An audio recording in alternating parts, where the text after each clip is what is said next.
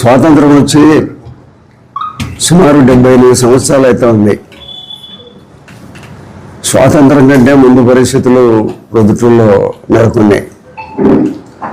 ఎందుకంటే ఒక బంగారు వ్యాపారస్తుడు తనికంటి శ్రీనివాస్ అనే ఒక ఆయన భార్యతో ప్రయాణం చేస్తూ ఉంటే పుట్టపర్తి సర్కిల్లో ఆయన భార్య నుంచి ఆయన పోలీసులు పిలుచుకొని పోవడం జరిగింది. ప్రొద్దుటూరు పోలీసులు వాళ్ళు పోలీసులు పిలుచుకొని పోయినా కానీ మేము ఫలానా వాళ్ళము మఫ్టీలో వచ్చి పిలుచుకొని పోయినారు. అప్పటి ఈ పోలీసులు అనేది తెలియదు. తర్వాత మళ్ళా ఆయన భార్య 1 టౌన్ పోలీస్ స్టేషన్ 3 టౌన్ ఇవన్నీ తిరిగిన దాని మీద ఉండాళ్ళలో వస్తానని చెప్తున్నారు. కానీ ఎక్కడ ఉన్నాడు ఏ దాని మీద పిలిచిపోయినారు అనేది వాళ్ళకి భార్యకు కానీ వాళ్ళ ఇంట్లో వాళ్ళకి కానీ సమాచారం ఇవ్వలే. అట్లా సమాచారం ఇవ్వకుండా ఇది కొట్లాడుకునే కేసు కాదు, దొంగతనంగా దొంగిలించిన కేసు కాదు, ఏదో ఒక రకంగా బాంబులకు సంబంధించింది కానీ తుపాకులకు సంబంధించింది కానీ మారణాయుధాలకు సంబంధించింది కానీ ఏదో నక్సలైట్లకు సంబంధించింది కానీ లేదా మన మిలిటెంట్కు సంబంధించిన విషయం అయితే కాదు. వెంకటస్వామికి ఇచ్చిన డబ్బులన్నీ శ్రీనివాస్ దగ్గర నుంచి రాబట్టాలనే ఉద్దేశంతో వీళ్ళందరూ పోలీసులు ఈ చర్యలకు పాల్పడడం జరిగింది. అసలు పోలీసులకు డబ్బులు వసూలు చేసే పరిస్థితి కాదు. సివిల్ మ్యాటర్లో వాళ్ళు జోక్యం చేసుకోవడం అనేది చాలా చట్టవిరుద్ధం.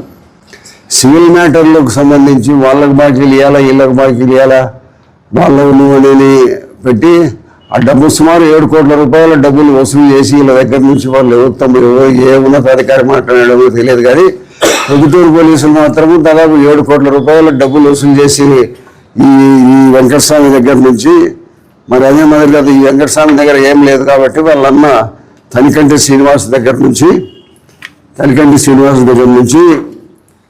ఇప్పించేయాలని దాంట్లో భాగంగానే వాళ్ళు మొన్న రాత్రి పిలుచుకొని పోయినారు. నిన్నంతా ఎక్కడ ఉండారనే సమాచారం లేదు. తర్వాత మళ్ళీ వాళ్ళు సాయంత్రం ఉదయం నుంచి ఇప్పుడు వస్తారులే అని చెప్తా ఉంటే ఆయన భార్య వాళ్ళ బంధువులందరూ వాళ్ళ మాట ఇంటా రావడం జరిగింది. కాబట్టి చివరికి వాళ్ళు రాకుండా ఉంటే మళ్ళీ నా దగ్గరికి వచ్చినారు. నా దగ్గరికి వస్తే నేను 1 టౌన్ సిఐ గారికి ఫోన్ చేసి ఎక్కడున్నాడా ఆయన ఈ శ్రీనివాస్ అని చెప్తే మా దగ్గర ఉన్నాడు సార్, మేము మాట్లాడిస్తాంలే అని చెప్పి 1 గంట తర్వాత ఆయన భార్యతో మాట్లాడించడం జరిగింది. ఆ షాపు ఆయన బంగారం గడి షాపు ఉంది, ఆ షాపు కూడా వాకిలు వేసినారు. కానీ పోలీసులు డబ్బు వసూలు చేసే వృత్తి పోలీసులది కాదు.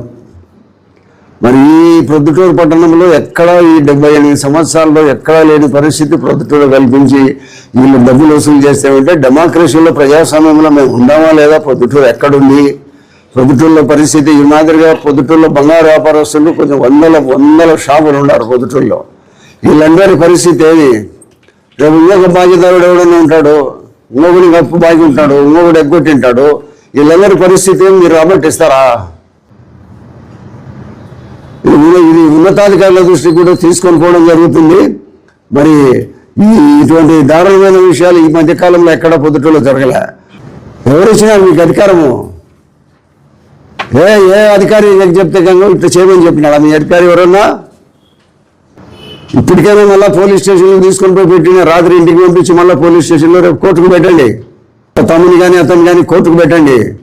కోర్టుకు పెట్టి కోర్టుని దాదాపు 45 గంటలు గడిచిపోతూ ఉంది. 45 గంటలు దాటిపోయిన తర్వాత కూడా కోర్టుకు పెట్టకుండా మీరు పోలీస్ స్టేషన్లో పెట్టుకుంటారా? ఒరిజినల్ అధికారం డిఎస్పీ మేడం ఉంది పొద్దుటూరులో, ఆయమ్మ అధికారి. ఆయమ్మ పోలీస్ స్టేషన్లో ఏం జరుగుతుంది ఎక్కడేం జరుగుతుందని తెలుసుకోవాల్సిన బాధ్యత ఆయమ్మ ఉంది. డైరెక్ట్ రిక్రూట్మెంట్ ఆయమ్మ అన్ని పోలీస్ స్టేషన్లో ఏం జరుగుతుందని తెలుసుకొని సరైన పద్ధతిలో చట్టాన్ని ఇంప్లిమెంట్ చేస్తానమా లేదా అనేది చూడాలా. అది లేకుండా ఆయమ్మ ఊరికి నిమ్మకు నీరెత్తినట్టు ఊరికి ఇంట్లో కూర్చోంది. కడప ఎస్పీ గారికి తెలియదు. ఇది ఉన్నత స్థాయి నుంచి వచ్చిన ఆదేశాల మేరకు పోలీసులు చేస్తూ ఉన్నారు. ఇది చాలా దుర్మార్గమైన పరిస్థితి. బ్రిటిష్ వాళ్ళే మేలనిపించే పరిస్థితిలో ఈ ప్రొద్దుటూరు పోలీసుల పరిస్థితి ఉంది.